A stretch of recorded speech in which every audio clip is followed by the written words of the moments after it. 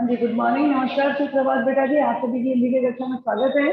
जैसा कि आपको विदित है कि हम कविता कौन सी पढ़ रहे हैं। कविता का शीर्षक है एक फूल की चाह, और इसके कवि कौन है? इसके कवि हैं सियाराम शरण गुप्त। और सियाराम शरण गुप्त ने इस कविता के माध्यम से किस चीज को, किस समस्या को उजागर किया है कि आजाद भारत के अंदर भी आज भी कई स्थानों पर छूत की समस्या विराजमान है। इस सामाजिक बुराई को, इस रूढ़ी को दूर करना हमारा दायित्व बनता है।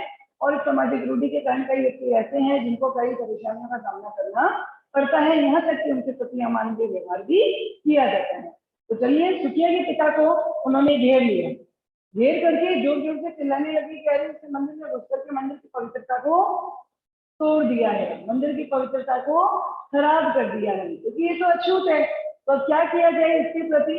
तो अब उसके प्रति कैसा व्यवहार करने के लिए जो है वहाँ के लोग जो है, ऊंची जाति के जो लोग हैं वो दर्शा रहे हैं, बता रहे हैं। तो देखिए वो क्या कहते हैं, क्या लांछन लगाते हैं कि पापी ने मंदिर में घुसकर, पापी ने मंदिर में घुसकर किया अनर्थ बड़ा भारी, किया अनर्थ बड़ा भारी।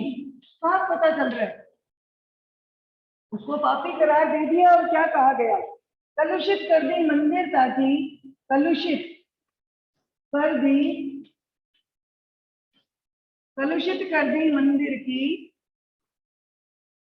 चिरकालीन शुचिता सारी, चिरकालीन शुचिता सारी। पंक्तियां आपके पास हैं, आप अपनी बुक में पढ़ते चले। आगे क्या कहते हैं? मेरा क्या कलुष बड़ा है। अब ये पिता खुद कहते हैं, मेरा क्या कलुष बड़ा है, कलुष बड़ा है। इसके तुलना में कहते हैं देवी की गरिमा से भी, देवी की गरिमा से भी। भाई देवी की गरिमा बड़ी है या मेरा कलुष ज्यादा बड़ा है? आगे क्या कहता है? किसी बात में हूँ मैं आगे, किसी बात में हूँ मैं आगे, किसी बात में हूँ मैं आगे, माता की महिमा के भी, माता की महिमा के भी। हाँ, सभी को ब्लैक बोर्ड पे ये लिखी गई कविता अच्छे से दिखाई दे रही है और आवाज मेरी क्लियर है आप सभी तक? एक बार रेज हैंड करते हुए सूचित करें। पूरी कविता आपको ब्लैक बोर्ड पे दिखाई दे रही है और आवाज भी क्लियर है। थैंक्स अ लॉट बेटा, thanks a lot, thank you very much बेटा जी।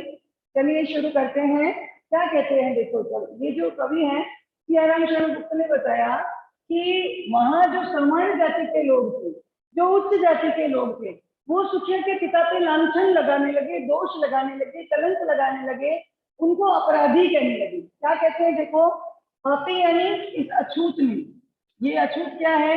पाप करने वाला। अछूत सुखिया के पिता थे। पापी किसे कहा गया? सुखिया के पिता को। पाप कर्म करने वाला। क्या पाप कर्म करने वाला था?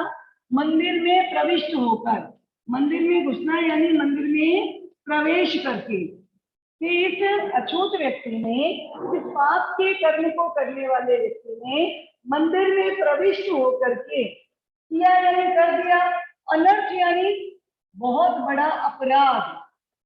अनर्थ यानी बहुत बड़ा, यानी बड़ा, भारी यानी महान, बहुत महान और भारी अपराध कर दिया है। क्या अपराध किया? कि इस पापी व्यक्ति ने मंदिर में प्रवेश कर लिया और मंदिर में घुसना उसके लिए एक बहुत बड़ा और महान अपराध माना गया।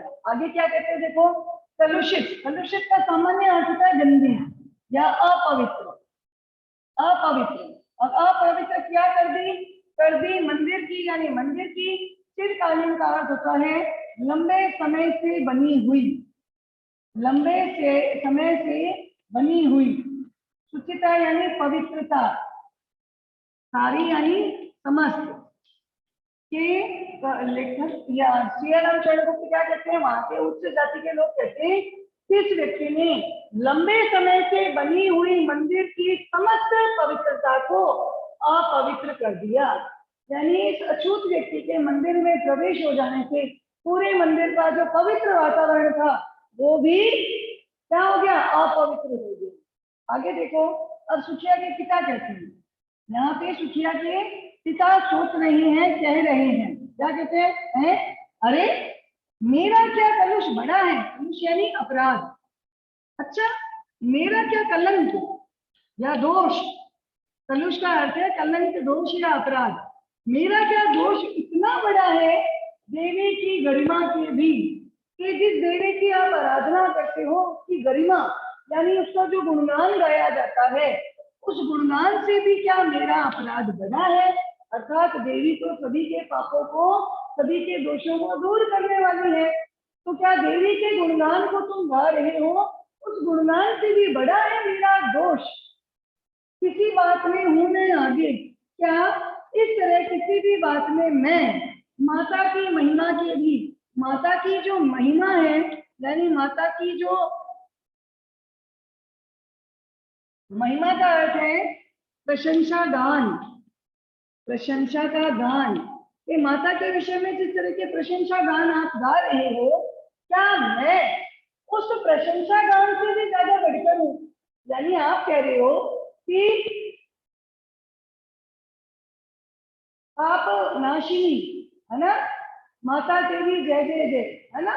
तो यहाँ पे क्या कह रहे हैं, वो सुखिया के पिता कहते हैं कि क्या मेरा दोष आप जिस माता को जाते हो उसके गुणगान से भी बड़ा है। क्या मैं किसी भी बात में आप जिस माता की पूजा करते हो उसकी प्रशंसा गान से भी आगे हूँ।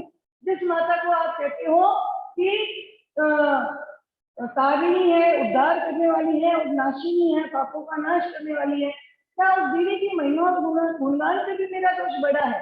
यानी ये प्रश्न कौन कर रहा है, ये सुखिया के पिता प्रश्न करते हैं। देखिए सामान्य लोगों ने क्या अपराध लगाया, सामान्य लोग कहते हैं कि ये अछूत पापी है, इस पापी ने मंदिर में प्रवेश करके बहुत महान अपराध किया है, इतने लंबे समय से मंदिर की बनी हुई पवित्रता को, समस्त पवित्रता को अपवित्र कर दिया है। तो कवि कहते हैं कि सुखिया के पिता वापस से उनसे पूछते हैं, क्या मेरे द्वारा किया गया ये जो दोष है, ये तुम जिस देवी को जाते हो उसकी गुणगान से भी बड़ा है। क्या मैं किसी भी बात में जिस माता की आप आराधना कर रहे हो उनके प्रशंसा गान में भी क्या मैं आगे हूँ, जो मेरे दोष को वो दूर नहीं कर सकती, क्या मेरे पापों का वो नाश नहीं कर सकती।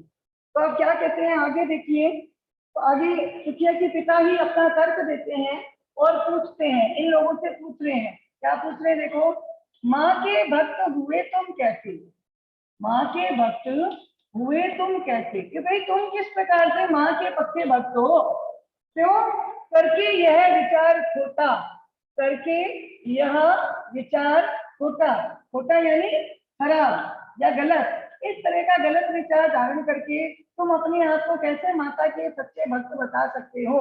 क्योंकि माँ के सम्मुख, माँ के सम्मुख ही माँ का तुम, माँ के सम्मुख ही माँ का तुम, भाई माँ की जिस मूर्ति के आगे तुम खड़े हो उसके सामने खड़े होकर तुम माँ के गौरव को करते हो छोटा, ये माँ के गौरव को करते हो छोटा, माँ के गौरव को ही छोटा बता रहे हो।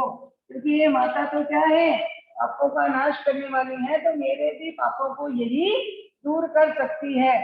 कुछ ना सुना भक्तों ने, कुछ भी जो तर्क था वो वहां भक्तों ने, माता के भक्त जो थे उन्होंने सुना नहीं।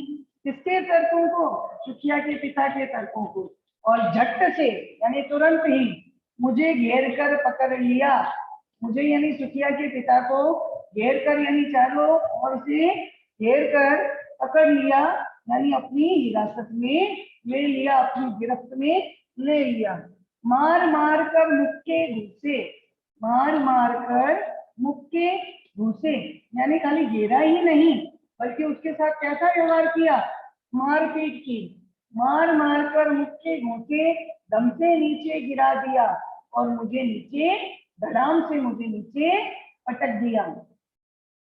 क्या व्यवहार किया देखिए, तो यहाँ सियाराम शरण गुप्त बताते हैं कि सुखिया के पिता कहते हैं कि माँ यानी जिस माता को तुम जाते हो उनके तुम भक्त यानी उनकी आराधना करने वाले, तुम कैसे अपने आप को कह सकते हो, क्योंकि करके यह विचार छोटा, तुमने मुझे अछूत कह करके और मेरे मंदिर में प्रवेश होने से मंदिर की पवित्रता अपवित्र हो गई, ऐसा विचार, गलत विचार करके तुम माता के सच्चे भक्त नहीं कहला सकती, क्योंकि माँ के सम्मुख, यानी जिस माँ का प्रशंसा गान तुम कर रहे हो, सम्मुख का अर्थ है उसी माँ के सामने तुम स्वयं ही माँ का गौरव, यानी माँ का जितना भी गुणगान है उसको बहुत छोटा साबित कर रहे हो, क्योंकि माँ तो ऐसी है जो पतित तारिणी पाप हारिणी, यानी पतितों को, पापियों को उद्धार करने वाली और दोषों को दूर करने वाली है।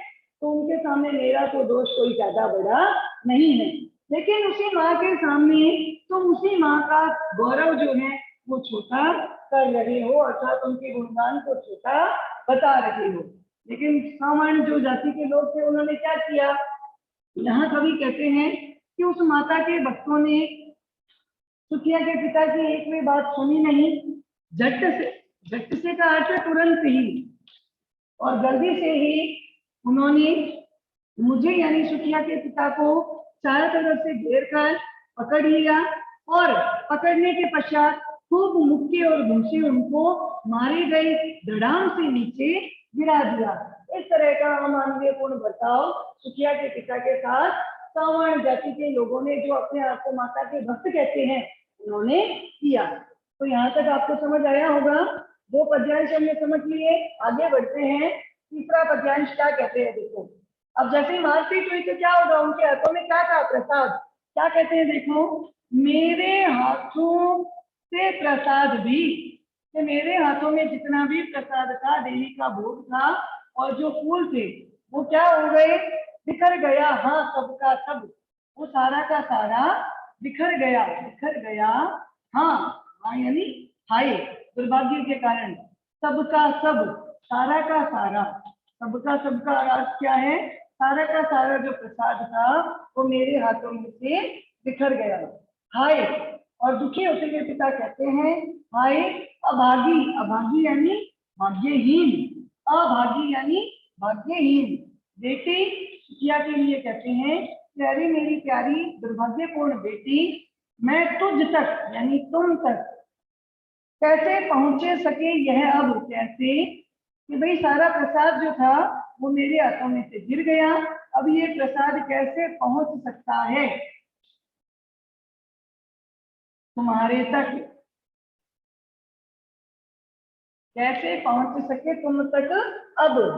अंतिम बार गोद में बेटी, अंतिम बार गोद में बेटी, गोद में बेटी, तुझको ले न सका मैं, हाँ, तुझको यानी तुम्हें, ले न सका मैं, हाँ, ले नहीं सका, ले ना सका मैं, हाँ, कि मैं अंतिम बार भी तुम्हें अपनी गोद में नहीं ले सका। एक फूल माँ के प्रसाद का, और एक फूल जो तुमने माता के चरणों का प्रसाद मांगा था, एक फूल माँ के प्रसाद का, कि माता के प्रसाद का जो एक फूल तुमने अंतिम इच्छा के रूप में मांगा था, तुझको दे न सका मैं, हाँ, तुझको दे न सका मैं, हाँ, मैं तुम्हें नहीं दे सका, क्योंकि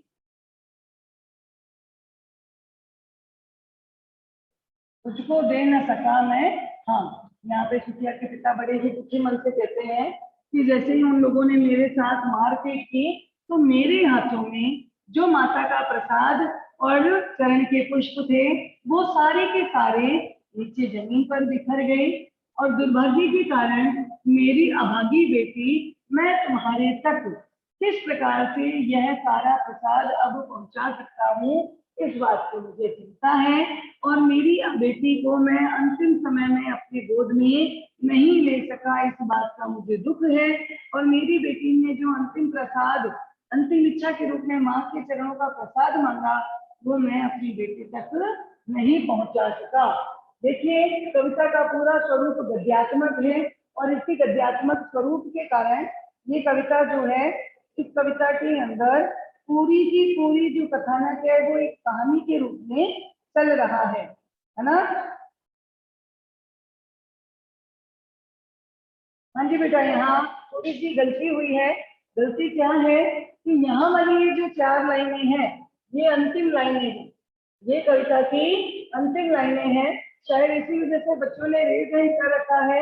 यहाँ आगे की पंक्तियां क्या है देखो भाई, वो कह रहे हैं हाय अभागी बेटी तुझ तक कैसे पहुंच सकी यह अब ये सारा प्रसाद अब तुम तक कैसे पहुंच सकता है, क्योंकि उनके साथ क्या हुआ, सूर्या के पिता के साथ हुआ कि न्यायालय ले गए मुझे, वो न्यायालय यानी कोर्ट लेकर गए, वो सभी मुझे न्यायालय में लेकर गए और 7 दिवस का दंड विधान, और वहां जो न्याय सुनाया गया उसके अनुसार दंड स्वरूप, अपराध के दंड स्वरूप, सजा स्वरूप मुझे 7 दिन के लिए कारावास मिला, जेल की सजा मिली।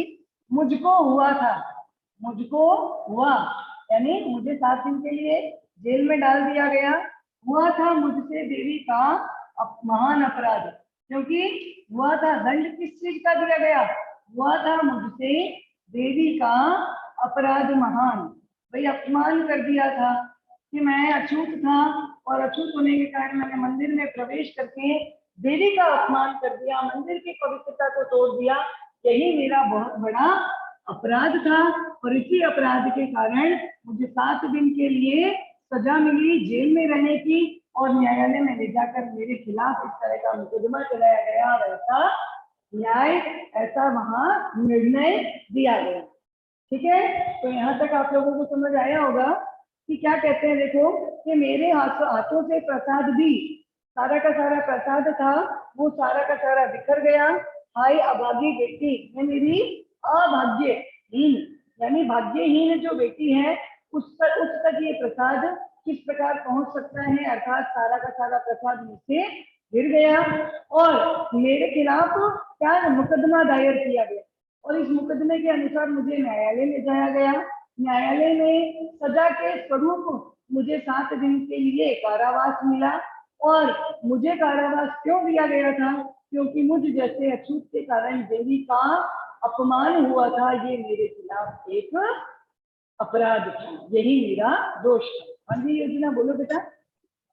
Hello, good morning ma'am. Ma'am, ये दंड विधान का मतलब क्या है? दंड विधान 7 दिवस का, आपको पता है 7 दिन के लिए दंड यानी सजा स्वरूप, विधान यानी न्याय किया गया। ठीक है, सजा सुनाई गई, 7 दिन के लिए उसको जेल की सजा सुना दी गई। ठीक है, ओके। बाकी सभी को समझ आ रहा है? नहीं क्लास आगे बढ़े। उसको 7 दिन के लिए जेल की सजा सुना दी गई। एक बार रिलेशन कर दीजिए, आपको ये तीनों पद्यांश समझ आ गए।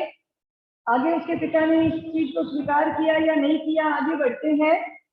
शाबाश बेटा, वेरी गुड, आपका इसी तरह का पूरा सहयोग बना रहे, हम आगे अपने कार्य को करते रहेंगे। तो चलो, ये पिता कहते हैं कि भाई मेरे हाथ से प्रसाद भी बिखर गया और मुझे 7 दिन के लिए जेल दे दी गई, और मेरा अपराध ये साबित कर दिया कि मैंने देवी का अपमान किया है।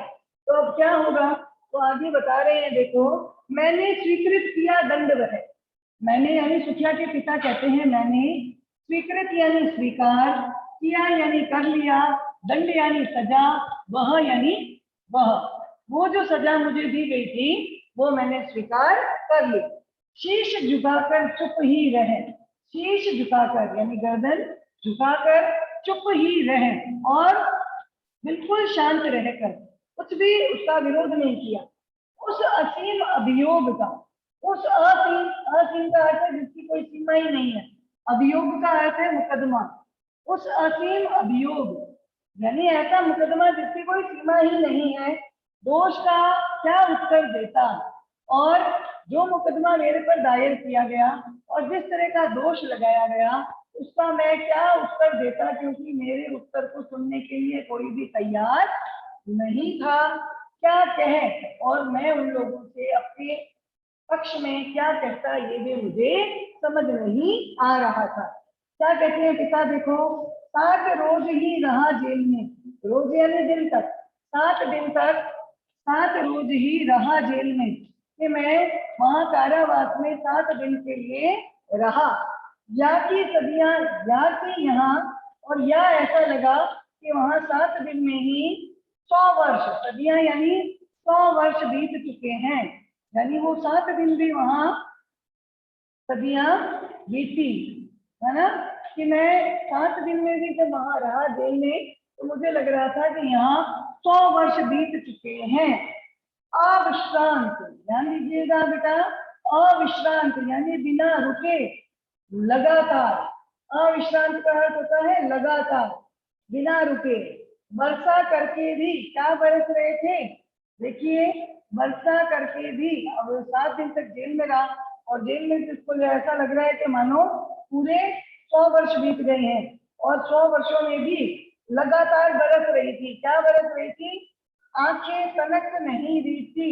आंखें यानी सुखिया के पिता की आंखें, और तनिक यानी थोड़ी सी भी, रीति यानी खाली नहीं हुई थी, यानी लगातार बिना रुके उनकी आंखें आंसू बरसा रही थी।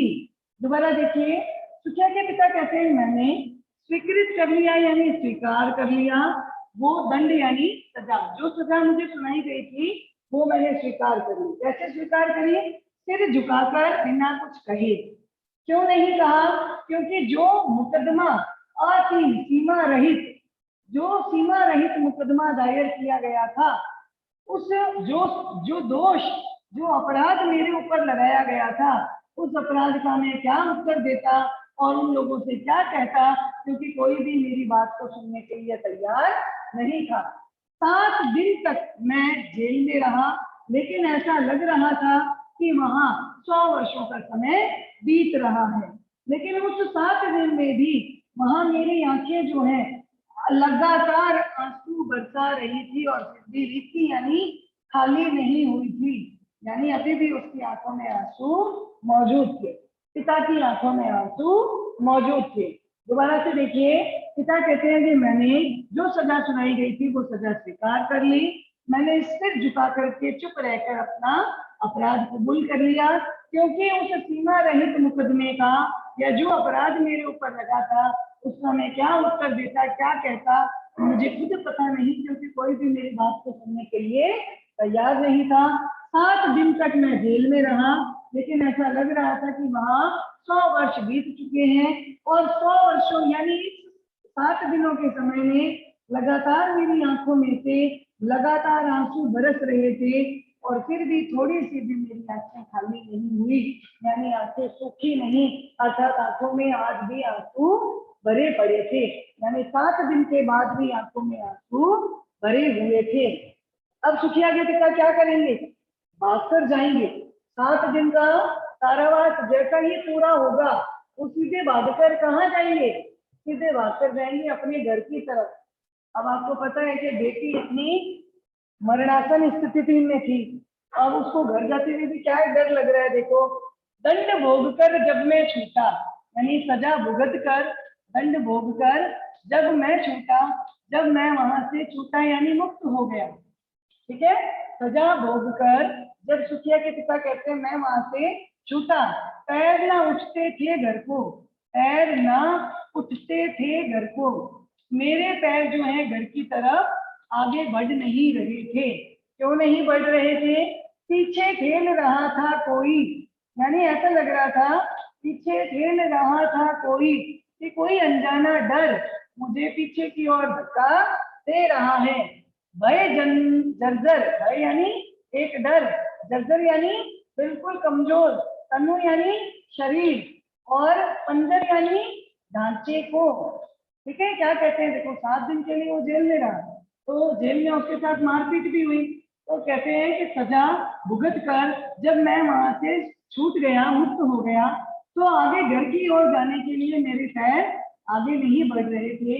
कोई अनजाना भय मेरे कमजोर शरीर के ढांचे को पीछे की तरफ धक्का दे रहा था, यानी अंदर से मेरे को कोई डर था जिसकी वजह से मैं आगे बढ़ नहीं पा रहा था। पहले की सी लेने मुझको, पहले की सी लेने मुझको, कि हमेशा पहले की तरह मुझे आगे बढ़कर लेने के लिए नहीं दौड़कर आई वह, नहीं, मेरी जो बेटी है नहीं दौड़कर आई वह।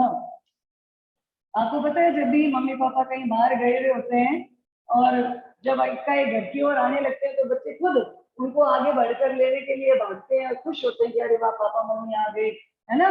तो क्या कहते हैं पिता कि पहले किसी यानी की तरह मुझे लेने के लिए मेरी जो बेटी है वह यानी सुखिया है वह दौड़कर आई नहीं, अर्थात उसको अपनी बेटी की याद सता रही थी। क्या कहते हैं देखो, उलझी हुई खेल में ही, हाँ उलझी हुई खेल में ही हाँ, कि जब वो खेल में भी उलझी हुई होती थी तब भी उसको देखकर मुझे तसल्ली मिलती थी, लेकिन अब की दी ना दिखाई वह, लेकिन अभी वह मुझे वहां खेल खेलती हुई भी दिखाई नहीं दी, इस बात का मुझे दुख हो रहा था। तो देखिए क्या कहते हैं पिता, पिता कहते हैं कि जब मैं 7 दिन की सजा भुगत कर जब वहां से मुक्त हुआ तो मेरे जो पैर हैं वो घर की ओर आगे नहीं बढ़ रहे थे, क्योंकि कोई अनजाना भय मेरे कमजोर शरीर के ढांचे को पीछे की ओर ढकेल रहा था। जब मैं आगे जा रहा था तो पहले की तरह मेरी बेटी मुझे दौड़कर लेने के लिए नहीं आई।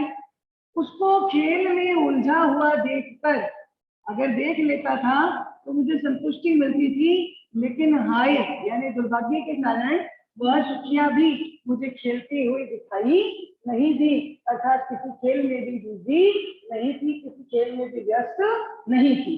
यानी वो तो क्या थी, बीमार थी, अब बीमारी की अवस्था में छोड़ के गया था और बीमारी की अवस्था में उसके साथ अब क्या हुआ, इस बात के विषय में पिता को भी क्या लग रहा है, डर लग रहा है। हाँ खुशी बोलो बेटा, क्या पूछना है, कहिए बेटा। मैम वो जो अभी इससे पहले वाला पैराग्राफ है उसमें रीति का क्या मतलब लिखा हुआ है, खाली? हाँ रीति का अर्थ है खाली, खाली हो जाना यानी सूख जाना। आंखें लगातार 5 दिन तक बरसी थी लेकिन फिर भी आंखों में से आंसू सूखे नहीं थे, ठीक है। और मैम तनिक का मतलब थोड़ी सी भी बताया है ना? हाँ तनिक यानी थोड़ी सी भी खाली नहीं हुई थी, थोड़ी सी भी सूखी नहीं हुई थी, ठीक है। Okay ma'am, yes ma'am. हाँ बोलिए योजना। मैम अभियोग का मतलब क्या बताया था? अभियोग यानी मुकदमा, मुकदमा मुकदमा, ओके ठीक है। समझ आ गया कि सजा भोगकर जब मैं वहां से छूटा था यानी मुक्त हुआ था तो मेरे पैर घर की ओर आगे उठ नहीं रहे थे, क्योंकि कोई अनजाना डर मेरे कमजोर शरीर के ढांचे को पीछे की ओर ढकेल रहा था। पहले की तरह मुझे आगे बढ़कर लेने के लिए मेरी बेटी भी आई नहीं। पहले वो मुझे खेलती हुई व्यस्त दिखाई देती थी, लेकिन अभी वह मुझे किसी खेल में भी खेलते हुए दिखाई नहीं दी। तो क्या हुआ भाई उस बेटी का, अगले क्या आगे वाला एक पैरा, चलो कर ही लेते हैं, बड़ा आसान है। उस बच्ची का क्या हुआ और उस बच्ची के साथ जैसा हुआ तो पिता के मन पर क्या बीती। मैं जल्दी जल्दी ब्लैक बोर्ड पे लिख रही हूँ, क्लास का टाइम होने वाला है पर फिर भी हमें एक बार कर लेना है। क्या कहते हैं देखो, उसे देखने यानी अपनी बेटी को देखने, मरघट को ही, मरघट का अर्थ होता है शमशान, मरघट को ही मैं शमशान की ओर गया दौड़ता, गया यानी चला गया, दौड़ता यानी भागते हुए हुआ वहां, मैं भागते हुए शमशान की तरफ भी गया, लेकिन मेरे परिचित बंधु प्रथम ही, मेरे यानी पिता के, सुखिया के पिता के, परिचित यानी जानकार, बंधु यानी भाई लोग, प्रथम ही यानी पहले ही फूंक चुके थे उसे जहां, फूंक चुके थे जला चुके थे, फूंक चुके थे उसे जहां, उसे यानी सुखिया को, जहां यानी जिस स्थान पर। तो यहाँ क्या अर्थ देखो, मैं अपनी बेटी को देखने के लिए शमशान की तरफ भागते हुए वहां गया, पहुंचा, लेकिन वहां मेरे जानकारी भाई लोगों ने पहले ही उस सुखिया के मृत शरीर को उस स्थान पर पहले ही फूंक दिया था यानी जला दिया था। अब उनको क्या मिला वहां पे, बुझी पड़ी थी चिता जहां पर, यानी जो सुखिया की चिता थी, चिता की अग्नि थी, वो भी वहां पर जब पिता पहुंचे वो बुझी पड़ी थी यानी ठंडी हो चुकी थी। छाती धधक उठी मेरी, और पिता कहते हैं ये दृश्य देखकर मेरी छाती धधकना यानी बहुत दुख होना, मेरा जो हृदय है वो भीतर से धधक गया, जल गया, कांप गया, और हाय क्या कहते हैं कितना बड़ा दुर्भाग्य है मेरा कि फूल सी कोमल बच्ची, कि मेरी बेटी जो फूल के समान बहुत कोमल थी उसका क्या हुआ, हुई राख की थी ढेरी, हुई यानी हो गई, राख यानी मिट्टी की, ढेरी यानी ढेर में बदल चुकी थी। ठीक है, मिट्टी के ढेर में बदल चुकी थी। दोबारा देखिए, सुखिया के पिता कहते हैं कि मैं अपनी बेटी को शमशान घाट की तरफ दौड़कर वहां पहुंचकर उसे देखने के लिए गया, लेकिन मेरे कुछ जानकार भाई लोगों ने पहले ही उस सुखिया के मृत शरीर को उस स्थान पर फूंक दिया था यानी जला दिया था। जब मैं वहां पहुंचा तो सुखिया की जो चिता है वहां पर पहले ही ठंडी पड़ चुकी थी। ऐसा दृश्य देखकर पिता कहते हैं मेरी छाती धड़क उठी, अर्थात मेरा हृदय भीतर भीतर जल गया, अर्थात मुझे बहुत दुख हुआ। और पिता सोचने लगे कि वाह रे मेरे दुर्भाग्य कि मेरी फूल जैसी कोमल बच्ची थी आज मेरे बिना एक राख के ढेर में बदल चुकी है, अर्थात राख की ढेरी बन गई है। तो उम्मीद है आप लोगों को यहाँ तक की पूरी कविता अच्छे से समझ आई होगी और अंतिम 4 पंक्तियां और बचती हैं, उसके साथ हम इस पाठ को कल की कक्षा में पूर्ण करेंगे। बहुत बहुत धन्यवाद बेटा आप सभी का, मिलते हैं फिर कल। करा दूं ये 4 पंक्तियां? Yes ma'am. चलिए 4 पंक्तियां क्या है देखो। अंतिम बार गोद में बेटी तुझको ले न सका मैं, हाँ ये तो करवा दी थी अभी थोड़ी देर पहले, है ना। पिता कहते हैं अंतिम बार गोद में बेटी, क्या रे बेटी मैं तेरे अंतिम समय में मैं तुझे गोद में तुझको ले न सका मैं, हाँ तुझे गोद में नहीं ले सका, यह मेरा दुर्भाग्य है। तुझको ले ना सका मैं, हाँ हाँ यानी हाय, ये है हाय यानी हे भगवान मेरा क्या दुर्भाग्य है कि मेरी बेटी को मैं उसके अंतिम समय में गोद में नहीं ले सका।